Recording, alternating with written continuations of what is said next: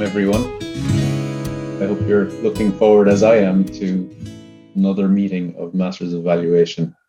Good morning, good afternoon, good evening, good night, wherever you are. I'm going to hand over momentarily to our Toastmaster of the day, Scott Oliver. But before I do, I'd like to welcome Daniel to his first meeting as a member of Masters Evaluation. Hey, Daniel. And we will schedule an induction, possibly in the next meeting. To all our guests, you're very, very welcome. And I hope you enjoy the meeting. We'll circle back at the end for a little bit of feedback. Without any further ado, I'm going to introduce the Toastmaster, a man who needs no introduction. I stole that line from him earlier, so that's why he's laughing. Over to you, Scott. Well, good morning from the frigid state of Oregon. It's 23 degrees here in Bend, Oregon. It's been 23 degrees for 3 days straight. It has not moved off the thermometer. It's insane. This morning, I am reminded that my role is to introduce people and to keep this meeting on task and to give you some opening remarks.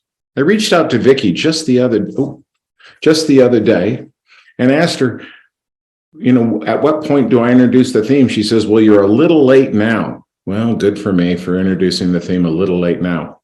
Truth of the matter, the theme therefore shall be, it's better late than never. When I was a little kid growing up, my favorite book was a silly little book called Ping. And it was about a family of ducks that lived on a boat in the Yangtze River. And they would go out and swim all day long, and then the master would call them back, and the last duck on the boat, because he was the latest, would get slapped on the butt with a stick. One day, it was Ping's turn to be last, and he did not want to get smacked. And so he just kept swimming, and the boat unmoored and left. The balance of the story is an odyssey of people trying to eat the duck, trying to make him into a fishing duck, trying to make him and he's just miserable. And one day, he hears the voice of the master again calling the family of ducks to the boat. And he swims like crazy, and he knows he's going to be late. And you know what? He doesn't care. He takes his swat on the butt and gets on the boat. Being late is hard. It's difficult. A friend of mine told me once that time is not just money. Time is respect. And so today I looked at our agenda and I see that we're actually going to finish early. So I'm fired up. We have some room. And that's the way we should run our lives anyway, have some room so that we're never late. And occasionally, we're going to have to take a swat and get better. Fellow Toastmasters. At the last moment, we had a special volunteer for Word of the Day in Grammarian, none other than the esteemed president of this club, Mr. David Ryan. Thank you, David, for taking the role, and tell us what you're going to do. Thank you, Scott.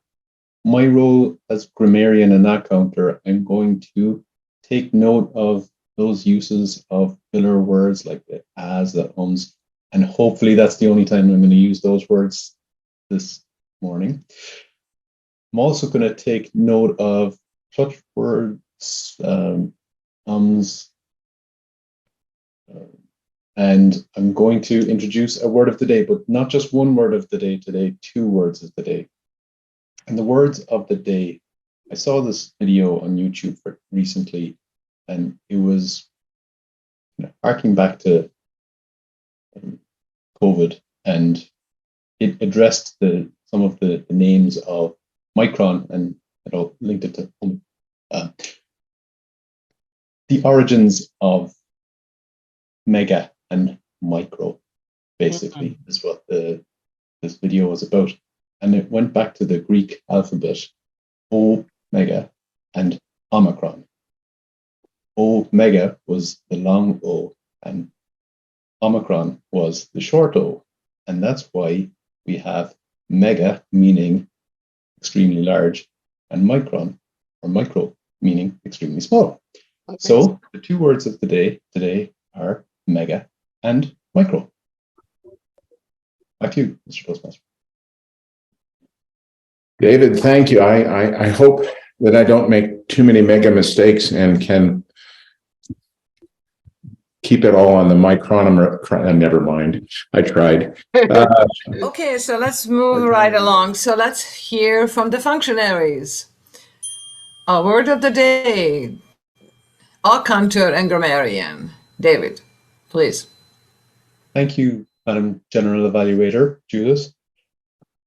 I'll be honest, I find this club the hardest to be a grammarian because the content, the speeches, everything is just so engaging. It's hard to take note of everything.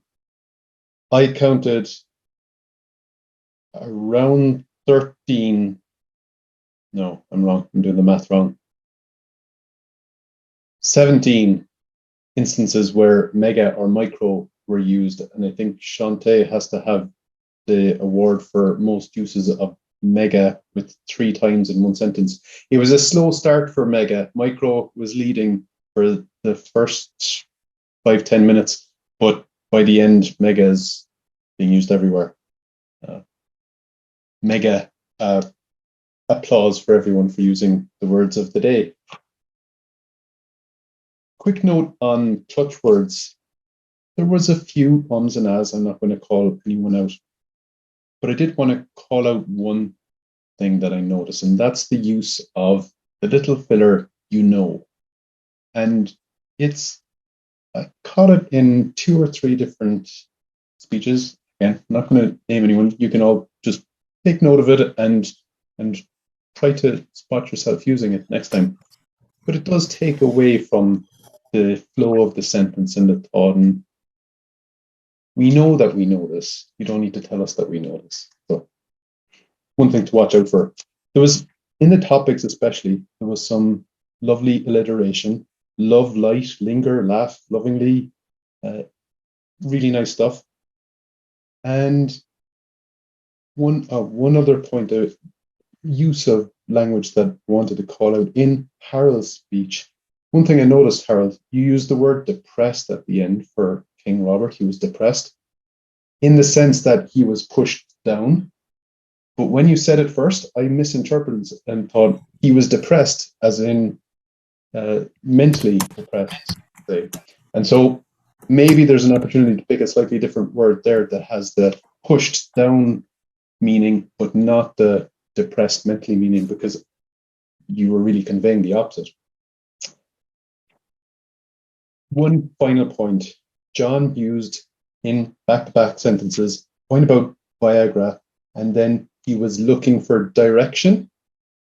I thought that was kind of interesting. Maybe you might want to be careful there, John, about what you're looking for with your Viagra. And that's all I have to say. Back to you, Madam General Evaluator. Thank you. We'll just leave it at there. Ryan, of John's comment on those things. Thank you very much. And now I will have a little quick evaluation of the meeting. I just want to say, Ryan, the word mega means in this very complicated word in an American history right now. And some of us have some issues with the word, but I understand that you had a very different take on this, mega and micro. And, but anyway, thank you for that. Table topics. Sharon, the whole idea of a table topics is that you have to ask the question first and choose the table topic participant next. Because this is the whole idea about table topics. Everybody could sit on pins and needles and wonder who's going to chosen next.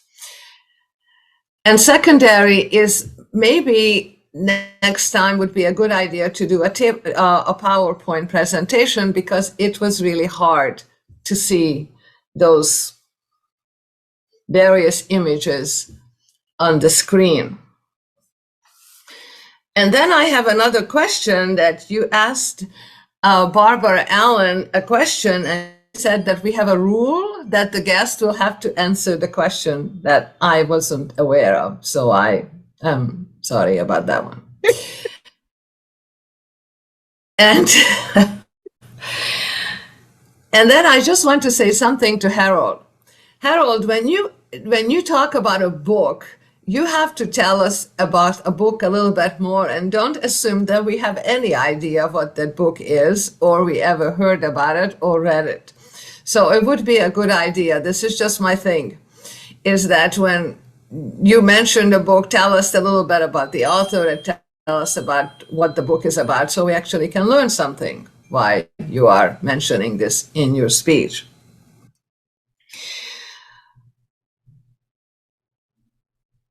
And all in all, I think it was a great thank you for the evaluators. It was really nice to have suggestion. Is really, really very important. These are all very experienced speakers, and they do need to have some really serious evaluations. And both of you did really a great job, and that was great. And of course, thank you for the Toastmaster, who did a fabulous job as an MC of this meeting. And it was really nice to have your introduction little speech. Even then, you can choose a theme in the last minute. It's not really a big deal. And you did a great job doing it. And everyone else, thank you so much.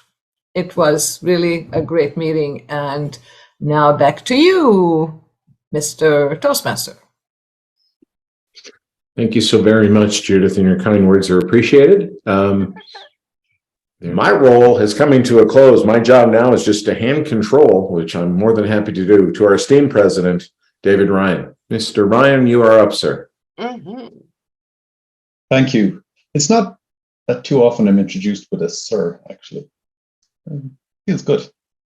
Thank you, Scott. And thanks for great job shepherding us through meeting. Thanks also to all our speakers, role holders, everyone who participated. Another great meeting at Masters Evaluation. I love that this is the way that I get to finish my work week. So nice to head into the weekend with Masters Evaluation meeting.